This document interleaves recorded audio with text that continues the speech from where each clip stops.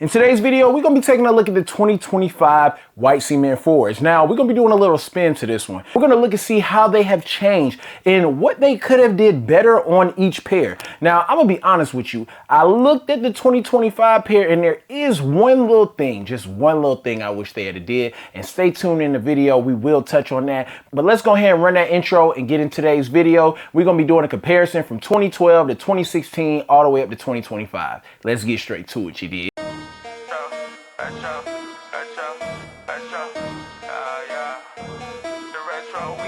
It's a couple Jordan 1 retros and they gotta be in your collection. You just collect them, you never go stepping. I can respect it, but that ain't for me. I gotta lace up these black cement 3s and throw a little fit together. Get on the go, out, place a bid, and hopefully I can just hit forever. I'm from the bottom, a little one rival. This part about culture, you gotta be fair. Ralph flowing with the Air Forces. Put that shit on to the day that I die. Nikes over Adidas. What's going on, YouTube? It's your boy, the Retro Wiz Kid, the shoeologist, and y'all rocking with your boy in the sneaker dungeon, y'all. Hope everyone's having a great day today. Today, as I told you guys in the intro, we are going to be talking about the 2025 white cement 4s. Now, I went and picked this pair up at JD Sports. Let me know in your area how this release went. Was it a cop? Was it a drop? Did pairs sit? Was it first come, first serve? Was everything raffled? If you did not hit today and they were raffled off, do you plan on going back tomorrow to try to get a pair? Comment all that down below. Let me know y'all thoughts and opinions. Now, the official name of this one is the Air Jordan 4 Retro Summit White Fire Red. And we're gonna go ahead and look at these real quick before we bust down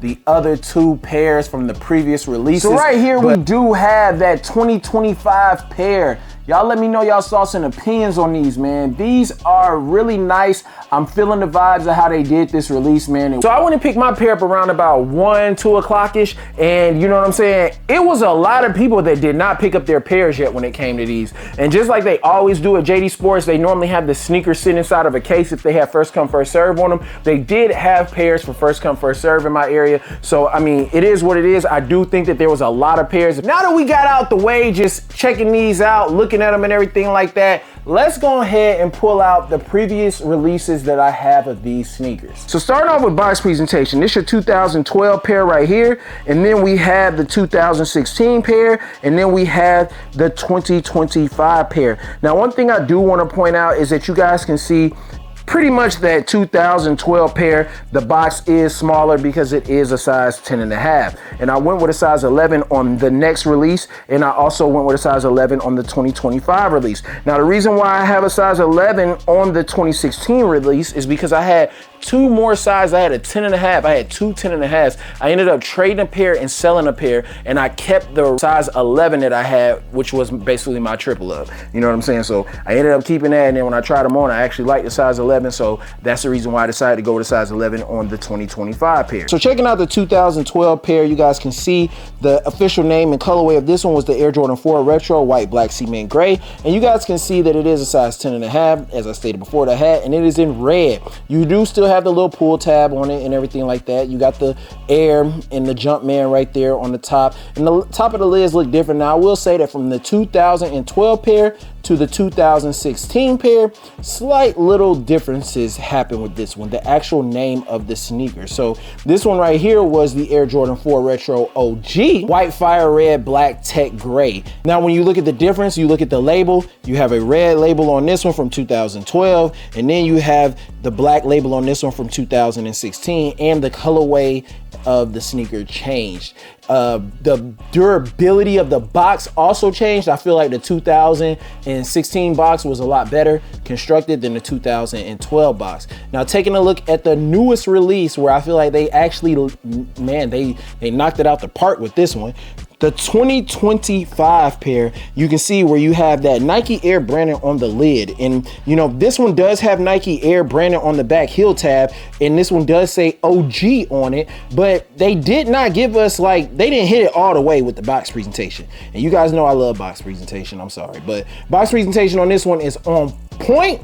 Now, the thing that changed the most on this one was the actual name of the sneaker. So you have the Air Jordan 4 Retro Summit White Fire Red and a size 11 in these. And as you guys can see, this has that newer tag where it has men's and women's sizing on this one. And you guys can see how it has changed. So there's your box presentation from the outside right there. So taking a look at the 2012 on the inside, you guys can see you have that black trash bag vibe.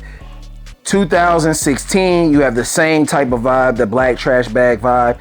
And then you have the cement paper for the 2025 pair. So right here we have the 2012, we have the 2016 in the middle, and the 2025, the newest pair, sitting over here. Now, just looking at the sneakers, man, I would say that the colors are different on these. The colors are definitely different. The Jumpmans look a little bit different. And I mean, just the overall build of the sneaker looks different. So let's start off with the 2012 pair. Now, when it comes to this 2012 pair, this is one of my most worn sneakers. You guys can see you have that dark gray for where it comes with the cement right there and everything.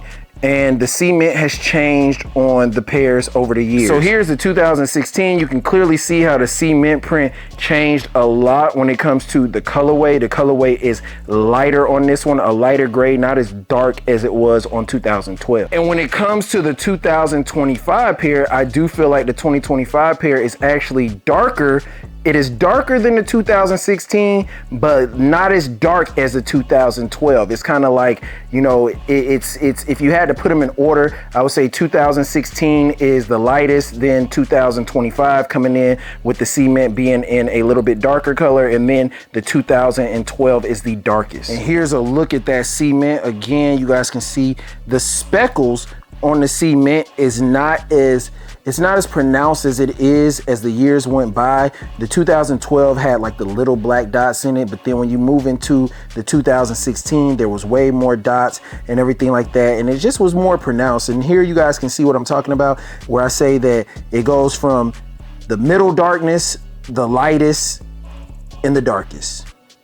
On the bottom of the sneakers of 2012, you had a Jumpman down there. 2016, you do have the Nike branding down there. In 2025, you have the Nike branding down there. Moving into the cage netting. The cage netting, I know mine is super yellow from my 2012 pair, but you guys can see the cage netting is going to be different as all the years went by. So this is 2012 cage netting. This is the 2016 cage netting, and this is the 2025 cage netting, which I feel like has a very thick vibe when it comes to the 2025 cage netting. Now, letting you guys see that cage netting up close, going from 2012, 2016, 2025, 2025, 2016, 2012. Also, when you look at the front of the toe box area, you guys can see how the toe boxes have changed over the years. From 2012 to 2016, from 2016 to 2025. Also adding the peaks onto the 2025 pair. Checking out the tongue area with the flight on the 2012 pair, you guys can see you have the Air Jordan right there on the back, of course, but look how thin this one was compared to the other one. So very thin cushioning on this one right here. This is the 2016. Look at the Jumpman, look at the flights, pay attention to that. Look at the little square that the Jumpman in the flight is in. And then here's a look at how the actual tongue looks as far as the thickness. This one is basically a little bit, I would say this one reminds me of the 2012, but I feel like they just updated this one and they made it better. Now this is the 2025 pair. You guys can see how this one looks, how the Jumpman looks compared to the other ones. And again, I'll give you guys a nice little rundown on the Jumpmans all side by side, but then you guys can see how this one has a completely different tongue compared to the other ones. This has that updated tongue that they've been using on the Jordans. And of course, you guys can see how the inside looks with the Air Jordan underneath there. So again, here's your 2012 tongue, 2016 tongue, and then your 2025 tongue. And I mean, the biggest things I would say that have changed is I feel like the flight changed a little bit on all of them. And then I'd honestly say that you guys can tell that the Jumpman changed on these as well. The shape of the Jumpman. And again, this is your 2012 behind the tongue. This is your 2016. And here is your 2025 behind the tongue. which I think that you guys can clearly see the thickness, the puffiness of the tongue of the 2025, the slimness of the 2016, and the slimness of the 2012, as well as how the fonts and how they look behind the tongue, they change slightly, just a little bit. You feel me? They change. Right here, I just kind of want to show you guys the shoes so you guys can get a quick 360 on how these sneakers look compared to each other. But this is your 2012 pair. This is your 2016 pair. This is your 2025 pair. Now look at the shape, look at the cuts, look how they did them as far as the uppers of these sneakers. Now just looking again, you can really tell how they changed the uppers of these sneakers and how they look as far as how they were looking at the top, looking from the top down. You guys can see clearly how things were cut and how they made things look a little bit different, going from 2025 being this one right here, then your 2016. You can just see how the cut is around this area. It's something that is a dead giveaway to me, as well as how it's cut over here on the 2012 pair. Now looking at the sneakers from the side, you guys can see this is your 2012 pair, 2016, and 2025. So when you look at the inside, this one did have a Jumpman on the inside, but it's been worn out. And this one did come with an insert. And then, you know, I don't think that these came with it like this. This one came with the Nike Air branding on the inside, but you got this little stick in this piece that came in this pair. And then on these, you don't have any of that. You just have the tissue paper, but you do have Nike Air branding on the inside of the 2025 pair. Here you guys can see the difference, man. We have the Jumpman back here on the 2012.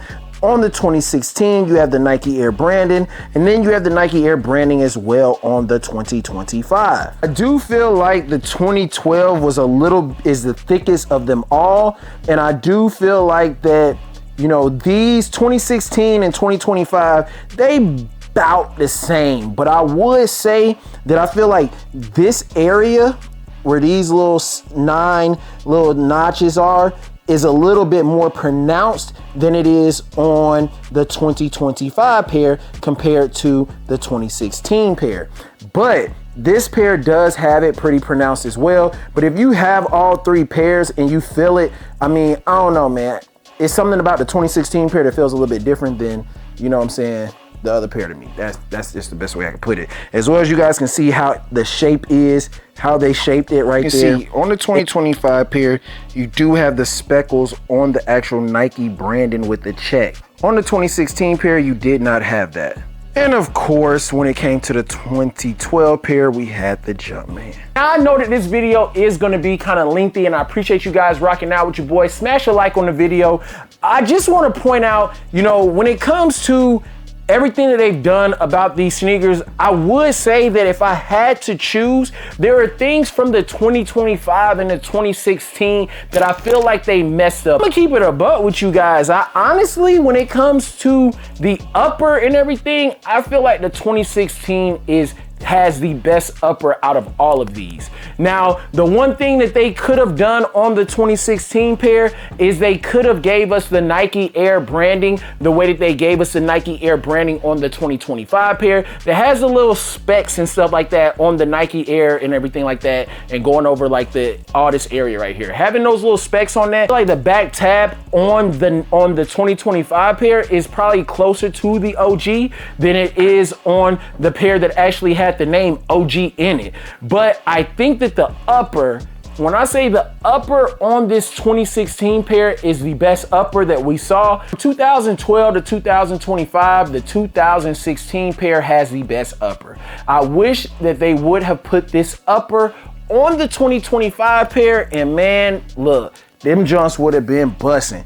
But I feel like when I look at the upper is like, I feel like the upper on the 2025 pair is just a little bit upgraded version of the 2012 pair. And when I say it's like that flat feeling to it and everything like that, it's just a flat feeling to it, man. And if you have the 2012 pair and you have the 2025 pair and you feel them, you'll see this one, the 2025 is softer. it's softer. And I mean, I've worn these a lot, man. I've worn these a lot, but this one is still softer. But when it comes to the upper and just having to choose between all of them, man, this joint was plush, G.